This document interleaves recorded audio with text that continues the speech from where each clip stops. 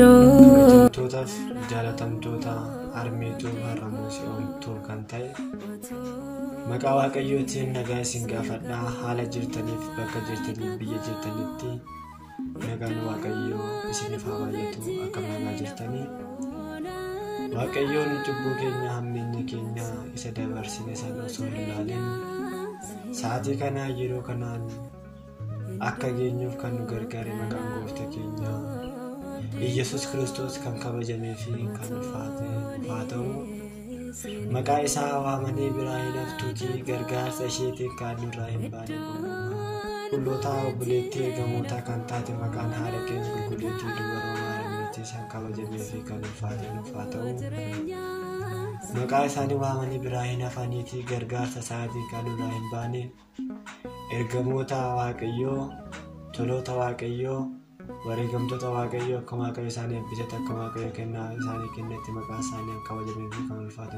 ta'u ani galata Waaqayyoo nagaa kootiin jira hundi isaatiiyyuu namaddii bareedaadha. Isin maddii yoo akkamii akka nagaa taatanii Waaqayyo irraa abdii guutuu qaba. Waaqayyoon nagaa isiniif haa baay'isu. Bakka jirtanitti fayyaa keessan isiniif haa kennu akkam nagaa jirtanii. Ani saboonni kana karaa baay'ee kennu toorarraa badeen ture dhiifama isin jechuun barbaada. Kanatti aansee gaafii isin keessan gaafachaa turtaniif deebii kan naaf ta'a jedhee qabadhee isiniif dhiyaadhee jira. Maaliidhaaf jijjiirtee harmeetuu birraa gara si'oomtuu bitti yuutuubii kana maaf jijjiiruu filattee kan jedhamee bifa qo'atiinis ta'u kan gaafatameef gaafii gabaabduu kan qabaa. Innis gaafiin kan koo dhugaadha jijjiiruun kan koo naaf ibsa jedheetoo harmeetuuf jedheetoo moggaatiin ture garuu isarraa wanta isa caala naaf ibsa jedhee yaadu amma isaanii gara si'oomtuu bitti jira.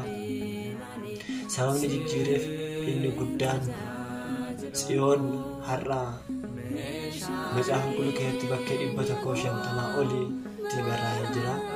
Inni sunis immoo haa barraa'u malee hundi isaa waa'ee haadha keenya qulqulleettii dubaroo Maariyaam hin ibsu. Baay'ee isaanii irra shakkitoonni gara adda addaatiin akka jedhanii yeroo dubbatan ni agarra. Waa'ee haadha qulqulleettii dubaroo Maariyaam hin dubbatu. Yoo dubbate immoo hundi isaa dubbachuu qaba jedhanii yeroo mormii yookiin sagalee addaa dhageessanii agarra.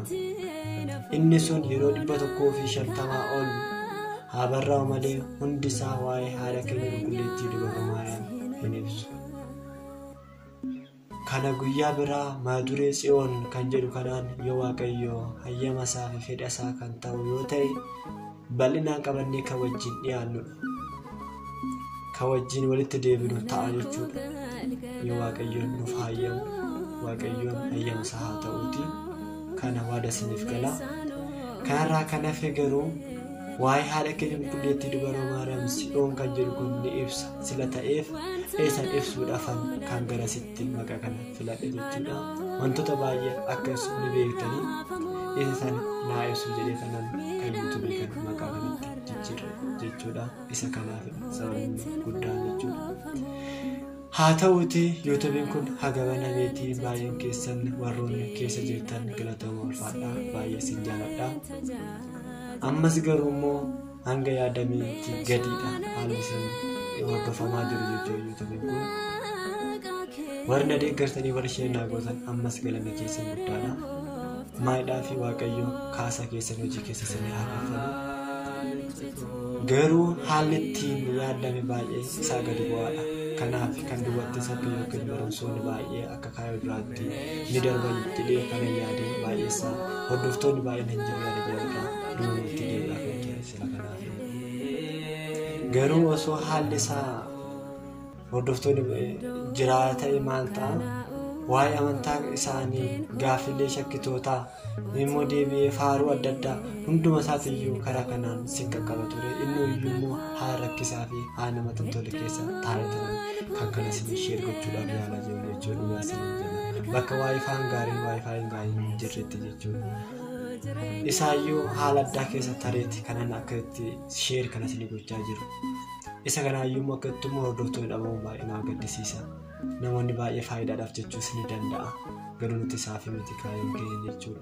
Waa'ee amantaa keenya xiqqaatus guddatus even keessattuu bakka barumsa adda addaa dabarfaman yookiin warroonni amantaa keenya barumsa gaarii gizee barsiifaman amantaa keessatti jechuudha waraabessi maddee gahuudhaaf baay'een barbaada. Garuu akka itti hin baratan keessattuu dhugaa kan nagarrame yookiin kan nadeemku baay'ee samaan seetanii wantoota biraa yoo sheer godhan jaalatan wantoota yookiin barumsa kallattiidhaan barsiifaman baay'ee hordofuudhaaf keessi keenya yeroo nuti garuu osoo barumsa irratti xiyyeeffannaa kennine gaarii natti fakkaata. Maadhaa fi kan barsiifamu kun jireenya isa boruuti. Jireenya isa boruutu nu qopheessa sila ta'ee jechuudha. Kanaafuu osoo xiyyeeffannaatti goone ta'u hordofnee gaariidha jechuudha.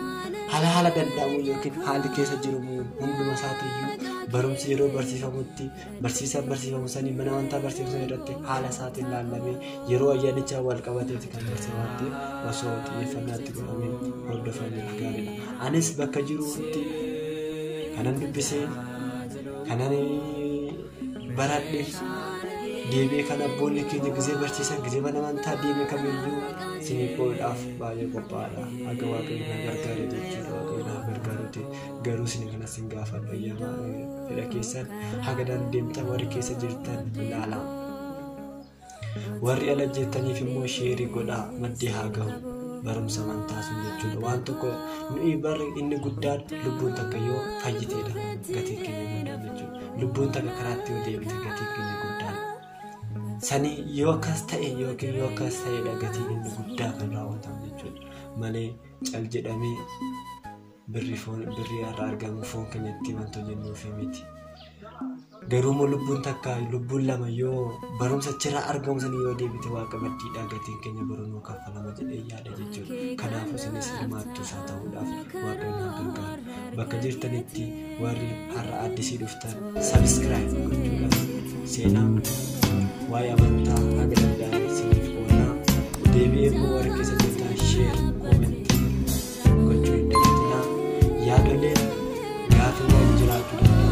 Keessattuu waa'ee amantaa kan ortodoksii keessatti waa'ee afaaniitiin wal qabate wantoota baay'eedhaan gaafiin gara ortodoksii Oromoo ta'e kanarratti ni baay'ata jechuudha. Gaafileen akkasii jiraannan keessanis quunnamuu dandeechanii. Kanan beeku sinifan qoodaa kan hin beekne abboota sinii gaafadhaa.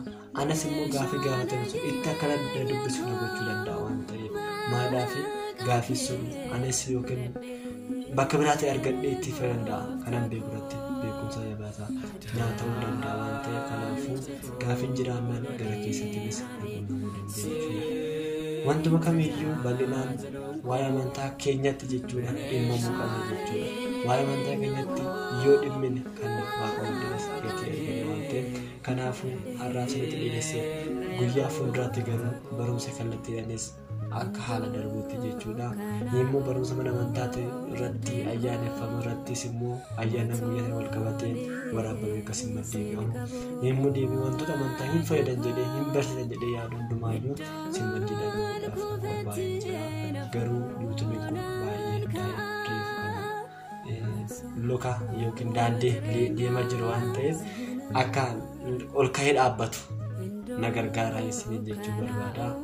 Baay'ee sin jaalladhaa sin kabajaa hundumti keessaniyyuu na jiraadhaa. Waaqayyo bakka jirtanitti isin haa eegu. Immoo deebi'ee fuulduratti ayyaannis dhufaa jira. Ayyaana irrattis immoo yoo ayyaana isaa fi fedha isaa ta'e waan tokko malee isin dhiyaachuudhaan ni ayyaana isin jira. Hangasitti immoo nagaan naa tura. Ciao bye. Yaada koo isin galateeffadhaa maqaa kee faarfadhaa. Yaa giiftii koo isin galateeffadhaa maqaa kee faarfadhaa. Waa'ee cubbuu kootiif kan naaf kadhatu haati koo sumadhaa. Yaada